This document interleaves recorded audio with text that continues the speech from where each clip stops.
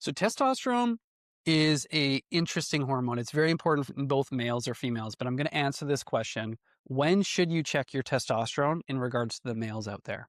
So in my opinion, there's two reasons to check your testosterone. One is to establish a baseline when you are healthy and you feel great.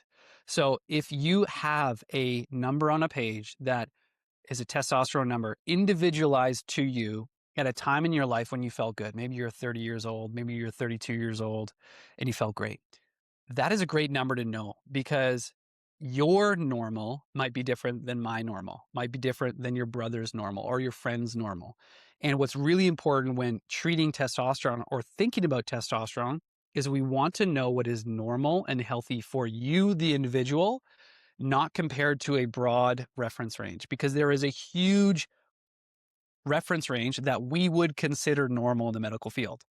That could be up to 30 or down as low as 14. And no, it is not based on how fit or healthy they look, right? Or how much muscle they have. It really is individualized to the person. So you have to get tested, in my opinion, to get a baseline at least once when you are feeling good. The other reason to test for testosterone is because you are symptomatic. You're not feeling well in some way. And there's a whole bunch of different buckets within this, but I'll simplify it into three buckets. One is the sexual health bucket, which is what most people think about with testosterone.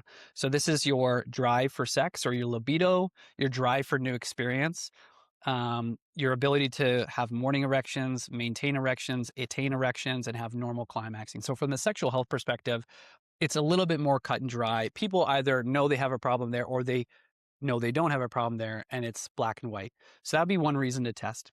Another reason to test would be, and I should throw in fertility, of course, would be another reason to test if you're struggling with fertility.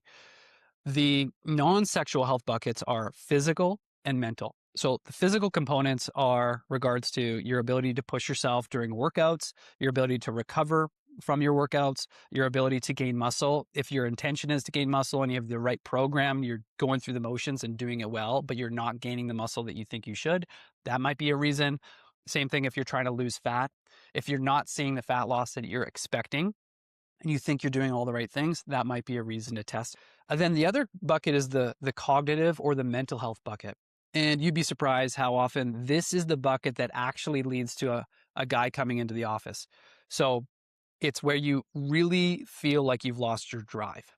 You don't have the motivation to try new experiences, to push yourself, to get more out of life. So motivation drops, energy drops, aka fatigue. Cognitively, you might feel scatterbrained or you might feel like you have brain fog. People describe it in different ways, but it's essentially feeling like they're not as sharp as they used to feel, right? And that might be a reason to check for testosterone. Within the mental bucket as well is things like depression, anxiety as well. So if you have depression, anxiety, or you feel like you are in a funk for a longer period of time, it could be that you actually have low testosterone. Now that low testosterone could be interrelated with other things that are going on, but it's a reason to test. It's a reason to look under the hood, right? So it's not like you need to test everybody every year, but I think that everyone should have it tested once. And I think that if you have any of those symptoms I just mentioned, you should consider talking to your doctor about it getting tested again.